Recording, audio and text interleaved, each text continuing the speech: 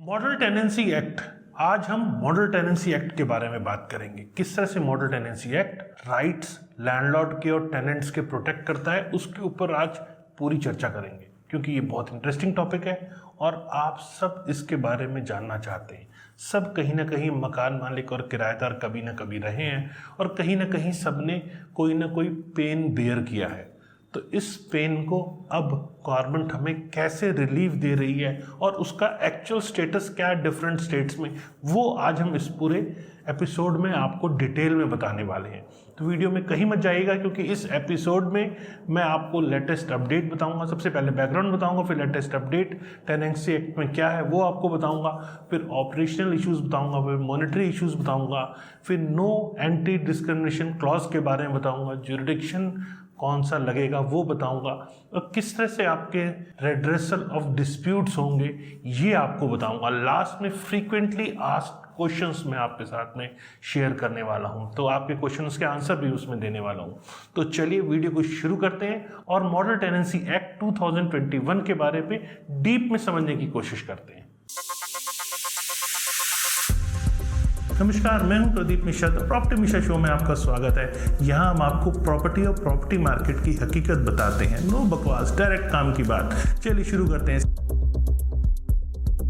Model tenancy act 2021 recently union government ने इसे approve किया टेनेंसी रेगुलेशन 3 यूनियन टेरिटरीज के अंदर, और एक तरह से फेयर रेंटल सिस्टम बनाने की कोशिश की गई। जो लॉ है उसका जो एम है वो ये है कि राइट्स लैंडलॉर्ड हो या टेनेंट हो, दोनों को प्रोटेक्ट किया जाए और साथ में रिस्पॉन्सिबिलिटी भी फिक्स की जाए, और अगर कोई डिस्प्यूट आ रहा है तो उसका प्रॉपर रेजोल्यूशन भी हो। तो ये ऑपरेशनल गाइडलाइंस जिसमें मॉनेटरी एस्पेक्ट है और रेड्रेसल ऑफ डिस्प्यूट है, ये सब चीजें इस मॉडल टेनेंसी एक्ट के अंदर है। इंडियन एक्सप्रेस में छपी खबर की बात माने तो मॉडल टेनेंसी एक्ट पे ministry of housing and urban affairs ने ये कहा है कि 4 स्टेट्स ने इस मॉडल टेनेंसी एक्ट को रेक्टिफाई किया है, जिसमें आंध्र प्रदेश, तमिलनाडु, उत्तर प्रदेश और असम है। मिनिस्ट्री ऑफिशियल्स ने साथ में ये भी बताया कि ये जो 4 स्टेट्स हैं ये अडॉप्ट कर रहे हैं इन सम फॉर्म और द अदर ओनली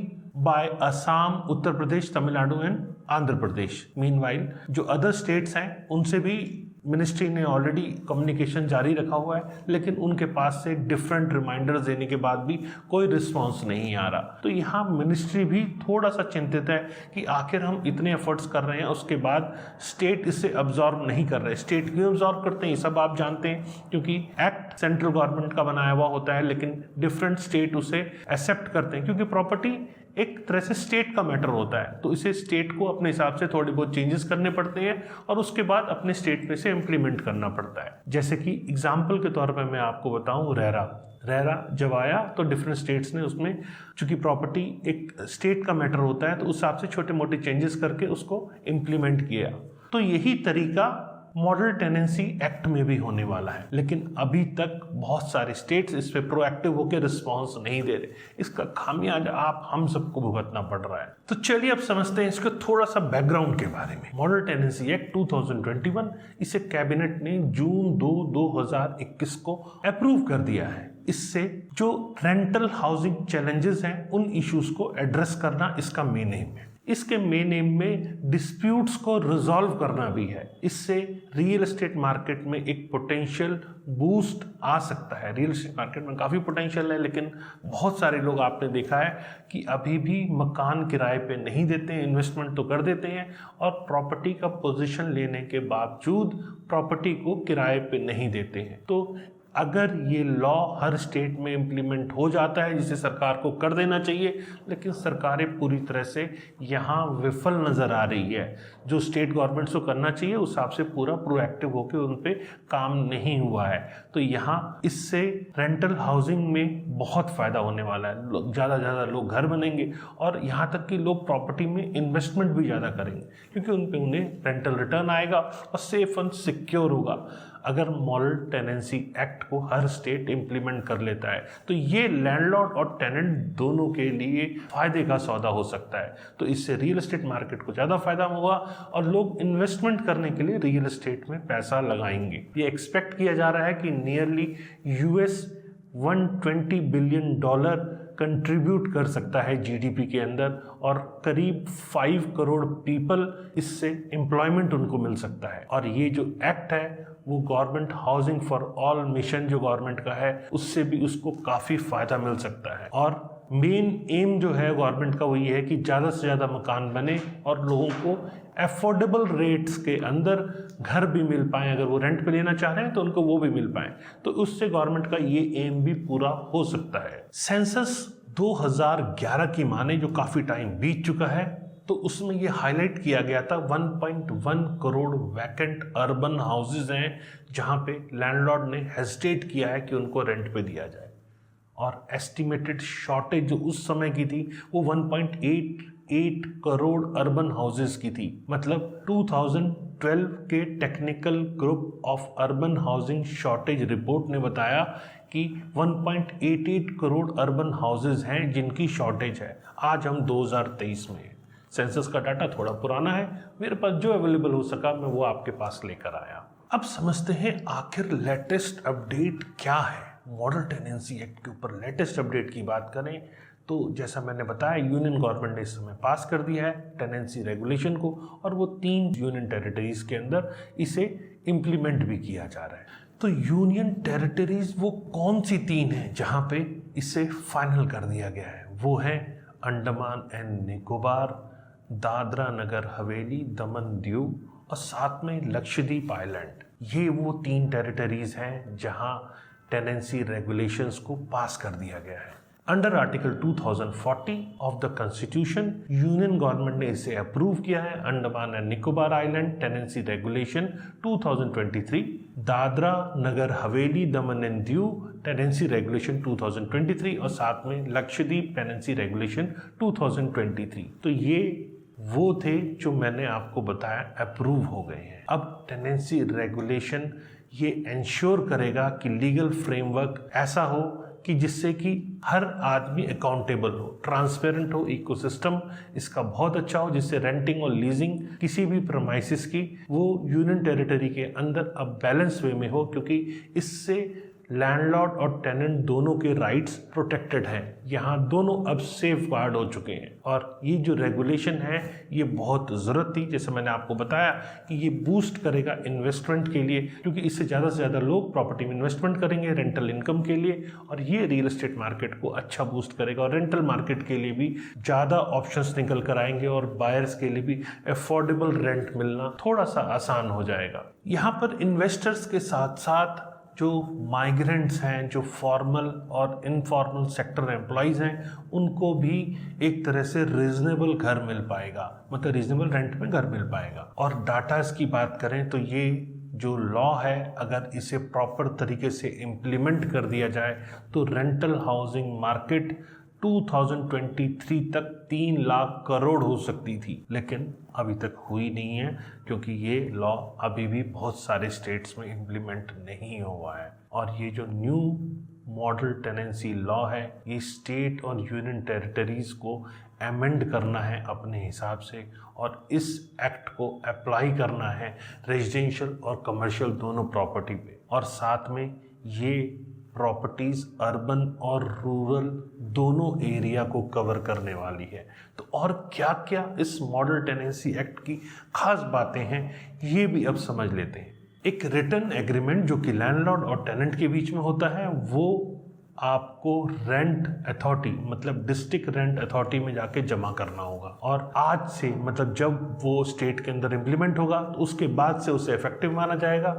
पुराने एग्जिस्टिंग टेनेंसी के इश्यूज हैं उन पे वो एप्लीकेबल नहीं होने वाला है। इस मॉडल टेनेंसी एक्ट के अंदर रोल्स और रिस्पॉन्सिबिलिटी लैंडलॉर्ड और टेनेंट्स दोनों की क्लियर बता दी गई हैं, और साथ में रिस्पॉन्सिबिलिटी जो लैंडलॉर्ड की है उसके अंदर painting the house, structure repair except the ones caused by tenants, और प्लम्बिंग, इलेक्ट्रिकल वायरिंग मेंटेनेंस ये सब लैंडलॉर्ड की रिस्पॉन्सिबिलिटी है। और टेनेंट की रिस्पॉन्सिबिलिटी की बात करें तो सॉकेट और kitchen fixture repairs, cleaning, drain, replacement of glass panels in doors and window, maintenance of open space around, should avoid intentional damage or notify the damage of the land owner, ये responsibility tenant की है। Tenant can not sublet the property without seeking permission from the landlord. मतलब पहले कई बार ये देखा जाता था कि आपने लीज पे ले लिया और अपने हिसाब से आप सबलीज करते चले गए,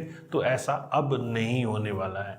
आपको किसी भी टाइप की सबलीज करने के लिए आपको लैंडलॉर्ड से परमिशन लेनी पड़ेगी, और अगर कोई स्ट्रक्चरल चेंज करना है तो उसके लिए आपको रिटर्न कंसेंट लैंडलॉर्ड से लेना ज़रूरी है। और लैंडलॉर्ड यहाँ आपको किसी भी तरह के एसेंशियल सर्विसेज जैसे वाटर, इलेक्ट्रिसिटी, इन सब की सर्विसेज स्टॉप नहीं कर पाएगा। यहाँ लैंडलॉर्ड अगर टेनेंट के जो ऑक्युपाइड प्रीमाइसेस है उस पे अगर विजिट करना चाहता है तो 24 आवर्स का उससे एडवांस इंटीमेशन करना पड़ेगा, जिसमें कि वो मेंशन करेगा कि मैं आपके प्रीमाइसेस को इंस्पेक्ट करना चाहता हूँ, तो उसके लिए मिनिमम 24 आवर्स का नोटिस मैंडेटरी है। अब बात करते हैं मॉनेटरी इश्यूज की। यूनिफॉर्म सिक्योरिटी डिपॉजिट के बारे में यहाँ क्लैरिटी दी गई है। Up to 2 months rent can be collected as a security deposit in case of residential property, और 6 महीने अगर कमर्शियल प्रॉपर्टी है। मतलब ये मैक्सिमम लिमिट है, कम पॉसिबल है लेकिन इससे ज़्यादा नहीं लैंडलॉर्ड आपका सिक्योरिटी डिपॉजिट ले सकता है। पहले वो पगड़ी सिस्टम जो चलता था वो अब नहीं होने वाला है, उसका दायरा फिक्स कर दिया गया है। Based on the mutual consent of the landlord and tenant, written document the duration of tenancy and rent shall be fix. मतलब यहाँ म्यूचुअल कंसेंट जो टेनेंट और लैंडलॉर्ड का है उसी हिसाब से ड्यूरेशन जो टेनेंसी पीरियड जो होता है उसको फिक्स किया जाएगा। और फिर जो रिवीजन की बात करें रेंट की, वो एज पर एग्रीड लैंडलॉर्ड और टेनेंट के बीच में जो एग्रीड टर्म्स एंड कंडीशंस हैं जिसे आपने रेंटल एग्रीमेंट में लिखा है उसी को माना जाएगा। और अगर एग्रीमेंट में ऐसा कुछ नहीं लिखा है रेंट रिवीजन के बारे में, तो लैंडलॉर्ड को एक रिटर्न नोटिस 3 महीने पहले देना पड़ेगा, उसके बाद ही वो रेंट बढ़ा सकता है। और यहाँ टेनेंट को अगर टेनेंसी टर्मिनेशन करना है तो उसके लिए नोटिस सर्व करना पड़ेगा। मतलब अगर वो रेंटल इंक्रीज से कंफर्टेबल नहीं है तो उसे प्रॉपर नोटिस सर्व करना पड़ेगा। और इस बीच जो इंक्रीज रेंट प्रपोज्ड है लैंडलॉर्ड का, अगर वो भूल जाता है उसको लेना तो फ्यूचर में उसकी वो लैंडलॉर्ड रिकवरी भी कर सकता है। और इस टेनेंसी पीरियड के अंदर रेंट बिल्कुल बीच में नहीं बढ़ेगा। मतलब टर्म्स एंड कंडीशंस क्लियरली जो रेंट एग्रीमेंट में मेंशन है उसको फॉलो करना दोनों के लिए ज़रूरी है। और अब बात है नो एंटी डिस्क्रिमिनेशन क्लॉज। ये एक बहुत इंपॉर्टेंट चीज़ है जो अक्सर आप लोगों ने देखी होगी। वो क्या है कि कई बार मुस्लिम, दलित और किसी भी अलग स्पेशल टाइप की कम्युनिटी को लोग किराए पे नहीं देते हैं, इसमें फूड चॉइस ऐसे भी इश्यूज आते हैं। तो यहाँ स्टेट वे जो लैंडलॉर्ड है वो मना कर देते हैं कि हम आपको इस कंडीशन पे प्रॉपर्टी नहीं देंगे। इसमें ऐसा मेरे को पर्सनली आप मुझसे पूछें तो ऐसा डिस्क्रिमिनेशन नहीं होना चाहिए। और इसके अंदर ऐसी जो उम्मीद की जा रही थी कि वो इसके अंदर होगा जो इस टाइप के इश्यूज को डील करेगा, क्योंकि ये सोशल इश्यूज हैं, इसका इसमें जिक्र नहीं किया गया है। इसके जिक्र की एक्सपेक्टेशन क्या आपको भी थी? इसको लेके क्लैरिटी आपको भी चाहिए थी? अगर हाँ तो नीचे कमेंट सेक्शन में बताइए कि इसमें क्या आप सोचते हैं। अब बात करते हैं जुरिडिक्शन की। जो मॉडल एक्ट है वो ये एस्टेब्लिश करता है कि जो डिस्प्यूट एजुकेशन मैकेनिज्म है वो 3 टियर का होगा, जिसमें पहले रेंट अथॉरिटी है, उसके बाद रेंट कोर्ट है, और अगर उसके बाद भी इशू रिजॉल्व नहीं होता है तो रेंट ट्रिब्यूनल है। इन 3 फेजेस में आप अपने इश्यूज को रिजॉल्व कर सकते हैं। इस मॉडल एक्ट के हिसाब से अगर कोई डिस्प्यूट है तो वो सिविल कोर्ट में ना जाके रेंट अथॉरिटी में ही जाके वहीं रिजॉल्व होगा। रेड्रेसल ऑफ डिस्प्यूट को थोड़ा सा मैं और क्लियरली समझाऊं तो rent authority court tribunal shall be set up in every district to ensure faster redressal of disputes। लेकिन फिर से बोलूँगा अभी तक हुआ नहीं है, स्टेट्स ने इसे इम्प्लीमेंट नहीं किया है। इम्प्लीमेंट हो जाना था, लेकिन कब होगा ये अब ऊपर वाले के हाथ में ही दिख रहा है। मुझे ऐसा लगता है कि सेंट्रल गवर्नमेंट द्वारा ये बनाया गया है और जहाँ जहाँ सेम रूलिंग पार्टी है वहाँ कम से कम इसे इम्प्लीमेंट हो जाना चाहिए था। अगर वो हो जाता तो बहुत सारे इश्यूज अपने आप पनपते ही नहीं, लेकिन जब होगा उसके बाद से ही इसे माना जाएगा। Within 60 days of window the court और tribunal will address the complaint. RERA के अंदर भी यही है। लेकिन क्या आपको 60 दिन के अंदर फैसला मिलता है? क्या आपके डिस्प्यूट रिजॉल्व हो जाते हैं रेरा में? ये भी मुझे आप कमेंट सेक्शन में बताइए। मैं आपके एक्सपेक्टेशन है मेरी कि आपके साथ क्या हो रहा है, इसको भी मैं एनालाइज कर पाऊँ। ये डाटाज मेरे लिए बहुत इंपॉर्टेंट हो जाते हैं कि मैं आखिर उसको एनालाइज रेगुलरली करूँ कि आप क्या सोचते हैं।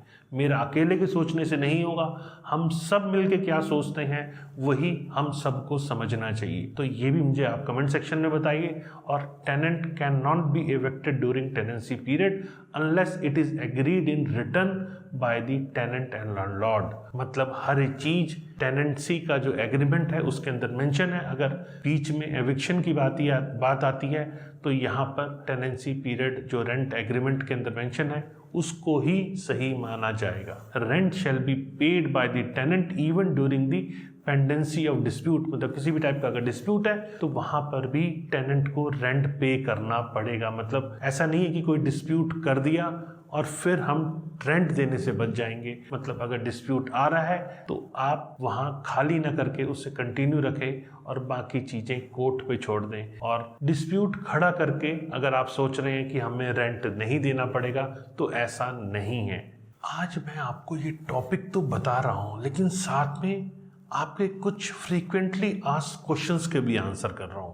अगर इन क्वेश्चन आंसर से आप सेटिस्फाई नहीं है तो आप अपने क्वेश्चंस कमेंट सेक्शन में लिख सकते हैं। मैं आपके कोशिश करूंगा आपके सारे क्वेश्चंस के आंसर मैं बहुत जल्दी इसका एक पार्ट 2 लेकर आऊं और उसमें सारे आपकी क्वेरीज जो क्वेश्चंस हैं उनके मैं आंसर करूं, क्योंकि मुझे पता है ये मुद्दा बहुत गंभीर है। बहुत सारे आप लोग हम लोग इस टाइप की परेशानी से जूझ रहे हैं। तो इसका सॉल्यूशन कैसे बेस्ट वे आउट हो सकता है वो अथॉरिटी लेकर आ रही है। और उससे क्या हमें जिससे निकालना है, कैसे अगर वो इश्यूज जब तक टेनेंसी एक्ट नहीं आता तो हम किस टाइप से इन इश्यूज को डील करें, उन सब के बारे में भी मैं आपके क्वेश्चंस के आंसर देने वाला हूं। तो कमेंट सेक्शन में मुझे अपना क्वेश्चन भेजिएगा, साथ में अपना नाम लिखना ना भूलें, क्योंकि जब तक नाम नहीं पता होता तो मैं भी बहुत ज़्यादा कंफर्टेबल नहीं हो पाता हूँ बताने में। तो आप अपने क्वेश्चंस मेरे को कमेंट सेक्शन में डालिए। और एक बात बीच में और, अगर आपने अब तक सब्सक्राइब नहीं किया तो आप कर लीजिए, क्योंकि ऐसे बहुत सारी काम की वीडियोस आप मेरे रेगुलर देख रहे हैं और फ्यूचर में और भी रेगुलर ऐसी वीडियोस मेरे आते रहेंगे। उसके लिए आपको सब्सक्राइब करना ज़रूरी है। और वो अब क्वेश्चंस हैं जो आपके हैं वो ये है कि लैंडलॉर्ड टेनेंट प्रेमाइसिस पे कब विजिट कर सकता है। जैसा मैंने आपको बताया कि 24 घंटे पहले उसे रिटर्न परमिशन लेनी होगी, उसके बाद वो टेनेंट के प्रेमाइसिस में लैंडलॉर्ड विजिट कर सकता है।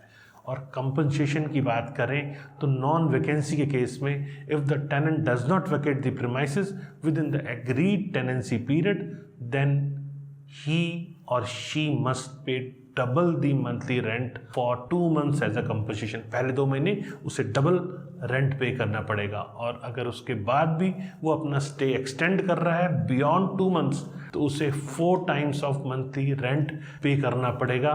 What will happen if the agreement is not renewed and the premises are not vacated? Landlord can renew the agreement monthly basis for 6 months with the same terms and condition accepted previously. How can a landlord deal with a force majeure situation? The tenant can stay for a month from the date of cessation of such a disastrous event based on the terms in the rental agreement. आपका rental agreement ही कुंजी है, उसी को आप गांठ बांध लीजिए। हर वो कंडीशन आपको पहले डालनी है जिससे कि आपको बाद में दिक्कत ना आए। तो ये आज के वीडियो में मैंने आपको मॉडल टेनेंसी एक्ट के बारे में बताया कि किस तरह से रियल एस्टेट मार्केट को पूरी तरह से चेंज कर सकता है और राइट्स और ऑब्लिगेशंस क्या क्या हैं टेनेंट के और लैंडलॉर्ड के, ये भी आपको मैंने बताया। और किस तरह से इसे लीगल फ्रेमवर्क के अंदर तैयार किया जा रहा है वो भी आपको मैंने बताया, और इसका क्या डिले है ये सब भी आपने देखा और समझा।